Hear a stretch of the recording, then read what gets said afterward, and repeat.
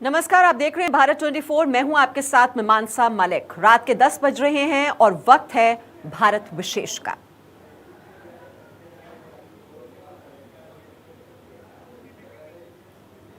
PM Modi ने दिल्ली में पीयूष गोयल के घर गणपति दर्शन किए हैं।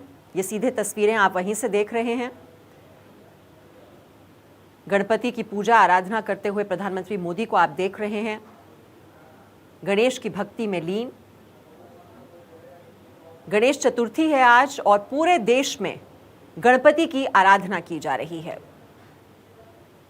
पीएम मोदी ने भी पीयूष गोयल के घर जाकर गणपति की पूजा आराधना की, बप्पा का आशीर्वाद लिया।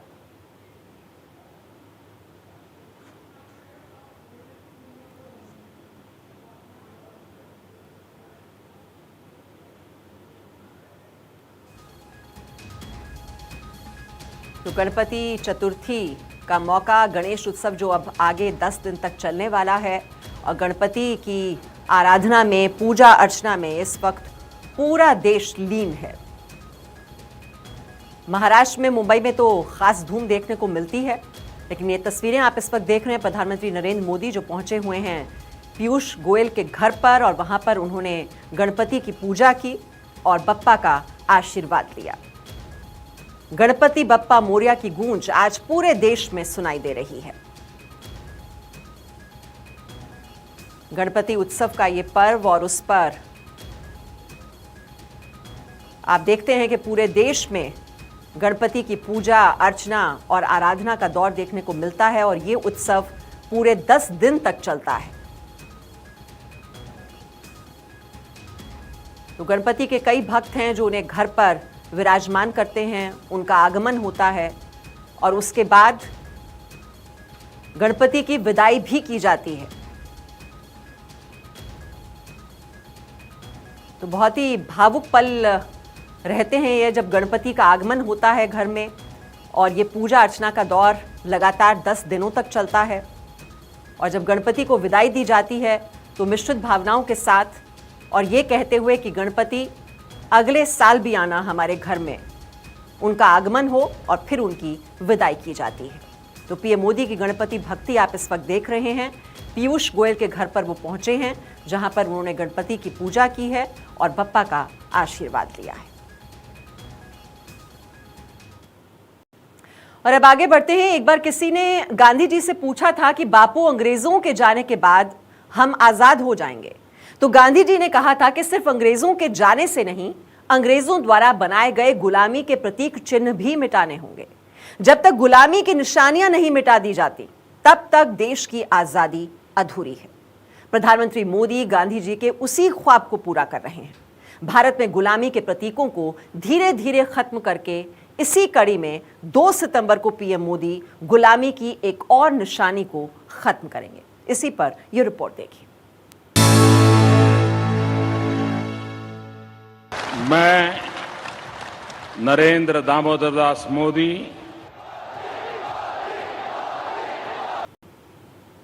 चीन और पाकिस्तान टेंशन में हैं क्योंकि चीन समुद्र में बहुत तेजी के साथ अपनी ताकत बढ़ा रहा है। ऐसे में आईएनएस विक्रांत के भारतीय नौसेना में शामिल होने से भारत की समुद्री ताकत में इजाफा होगा।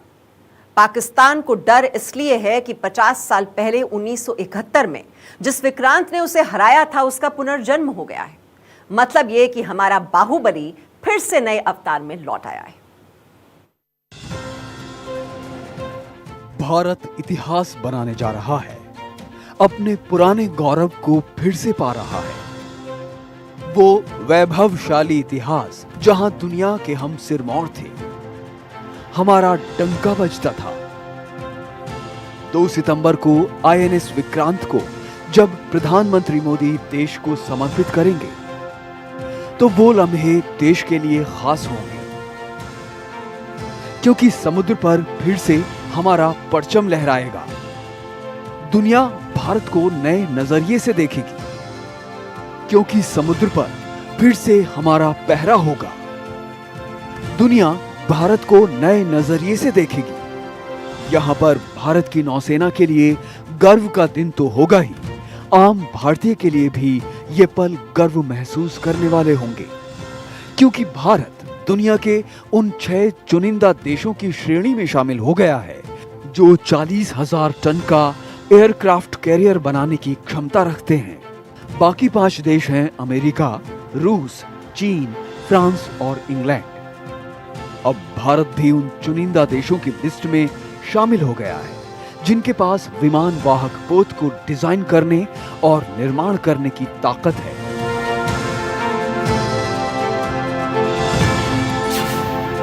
आईएनएस विक्रांत की लंबाई 262 मीटर, चौड़ाई 62 मीटर और ऊंचाई 59 मीटर है। इस युद्धपोत की स्पीड 28 नॉट की है और 13,890 किलोमीटर का समुद्री सफर बिना रुके करने की भी क्षमता है। विक्रांत में 8 पावर जनरेटर हैं। मतलब साधारण भाषा में बताएं कि पूरे कोच्चि शहर को रोशनी दे सकता है। और अगर आपको इसका एक पूरा चक्कर लगाना है तो 8 किलोमीटर चलना होगा। आईएनएस विक्रांत में 2,500 किलोमीटर लंबी इलेक्ट्रिक केबल लगी है। यानी अगर इसमें लगी केबल को बिछाया जाए तो वो कोच्चि से दिल्ली तक पहुंच सकती है। विक्रांत में 150 किलोमीटर लंबे पाइप और 2000 वाल्व लगे हैं। विक्रांत की किचन में एक दिन में 4,800 लोगों का खाना तैयार किया जा सकता है और एक दिन में 10,000 चपाती यानी रोटियां सेकी जा सकती हैं। युद्धपोत में 2,300 कंपार्टमेंट बनाए गए हैं जिनमें 1,700 कर्मचारी बैठ सकते हैं।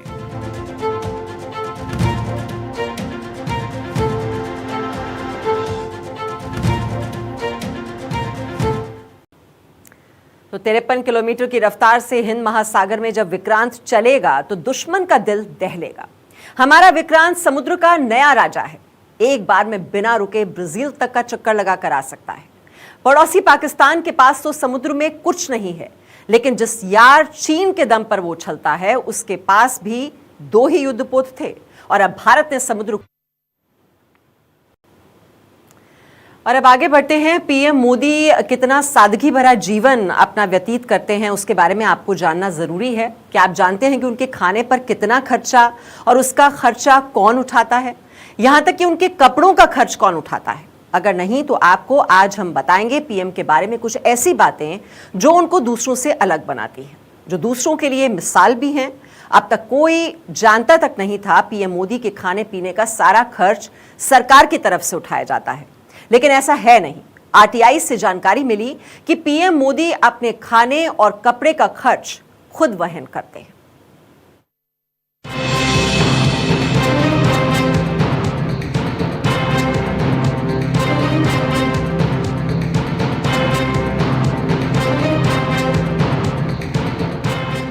बाजरे की रोटी, खिचड़ी, भिंडी, कढ़ी, राइस, जायका गुजराती हो तो फिर क्या कहने। प्रधानमंत्री नरेंद्र मोदी की डाइट के बारे में ये बातें तो कई लोग जानते हैं। फिटनेस और सादगी पसंद नरेंद्र मोदी विदेशी दौरे पर भी शुद्ध शाकाहारी और ज्यादातर समय गुजराती खाना ही पसंद करते हैं। लेकिन एक आरटीआई से प्रधानमंत्री नरेंद्र मोदी के खाने को लेकर बड़ी बात सामने आई है। आरटीआई से मिली जानकारी के मुताबिक प्रधानमंत्री मोदी अपने खाने का खर्च खुद उठाते हैं।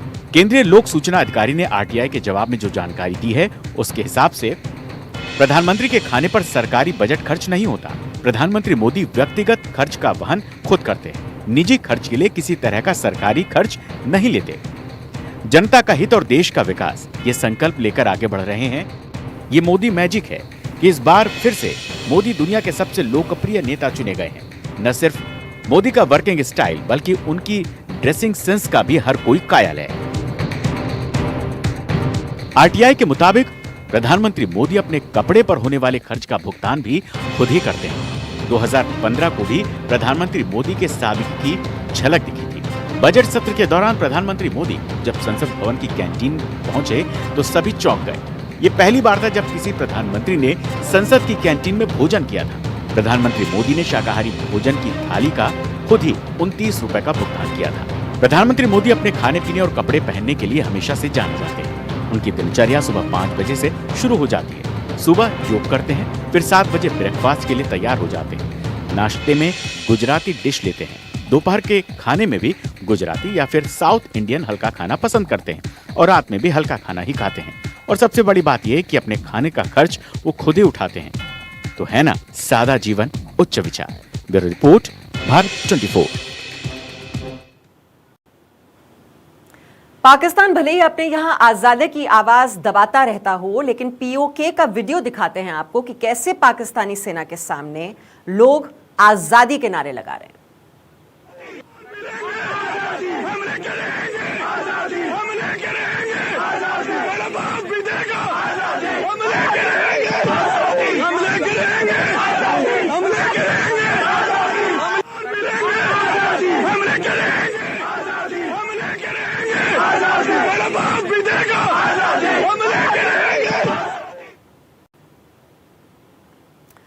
वर्ल्ड वॉर II खत्म ही नहीं हुआ था कि जल्द ही अमेरिका और सोवियत संघ के बीच शीत युद्ध शुरू हो गया। पूरे 4 दशक तक दुनिया युद्ध के साए में थी। सोवियत संघ के टूटते ही ये शीत युद्ध खत्म हो गया, लेकिन अमेरिका और रूस के बीच नफरत पहले से और ज्यादा बढ़ गई। 2020 से ही रूस और अमेरिका एक दूसरे पर साइलेंट अटैक कर रहे हैं। ट्रंप के कार्यकाल में अमेरिका और रूस के बीच हालात बिगड़ते देखे गए। जो बाइडेन के राष्ट्रपति बनते ही लगा कि महाशक्ति बनने की होड़ अब शांत हो सकती है, लेकिन अब रूस की एजेंट का ट्रंप के घर तक पहुंचना बड़े सवाल खड़े कर रहा है। क्या इस महिला जासूस के सहारे अब रूस कुछ बड़ा करने वाला है? रिपोर्ट देखिए।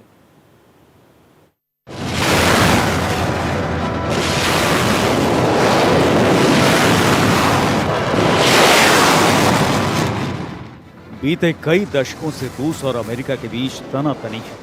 दोनों ही देशों के बीच दुनिया की महाशक्ति बनने की जंग जारी है, जिसके चलते दोनों मुल्कों में विध्वंसक हथियार बनाने की होड़ भी लगी है। लेकिन रूस ने अब ऐसा धमाका किया है जिसे जानकर अमेरिका के हाथ पांव फूलने लगे हैं। रूस ने अब अपनी स्पाई मिसाइल को अमेरिका पर छोड़ दिया है, जो अमेरिका के पूर्व राष्ट्रपति डोनाल्ड ट्रंप के घर तक घुस चुकी है। रूस ने अमेरिका को तबाह करने के लिए एक महिला जासूस को जरिया बनाया है। रूसी महिला जासूस ने बड़ी चालाकी के साथ ट्रंप को ट्रैप कर लिया। ये महिला जासूस यूक्रेन से ताल्लुक रखती है, लेकिन फटाफट रूसी बोलती है। अमेरिका के मारे लागो में इसने बड़ी मार की है, जो दुनिया में महाशक्तियों का पता बदल सकती है। इस महिला जासूस ने अपना नाम एना डे रॉथस्चाइल्ड बताया था। इसने किसी हॉलीवुड थ्रिलर की तरह ही बड़ा गेम प्लान बनाया था। एना ने फर्जी पहचान पत्र, ड्राइविंग लाइसेंस और पासपोर्ट बनवाया था, जिसे लेकर वो ट्रंप के बंगले में दाखिल हो गई। एना खुद को अमीर दिखाने के लिए मर्सिडीज कार में घूमती थी और महंगी घड़ियां पहनती थी। वो खुद को रॉथस्चाइल्ड परिवार का सदस्य बताती थी। वो ट्रंप के लोगों से कहती थी कि उसके यहाँ अंगूर के बड़े बाग हैं। ट्रंप के लोग उसकी बातों को बड़े चाव से सुनते थे। वो कहती थी उसके पास बेशुमार प्रॉपर्टी है। लेकिन जब एना की असलियत सामने आई तो ट्रंप के घर पर टेंशन बढ़ गई, क्योंकि ट्रंप के घर पर घूमने वाली एना तो एक ट्रक ड्राइवर की बेटी निकली। वो चैरिटी संस्था यूनाइटेड हार्ट्स ऑफ मर्सी की प्रेसिडेंट रह चुकी है। आप देख रहे थे भारत विशेष, और अब आपको दिखाते हैं हमारे लोकप्रिय कार्यक्रम द जेसी शो के कुछ अंश।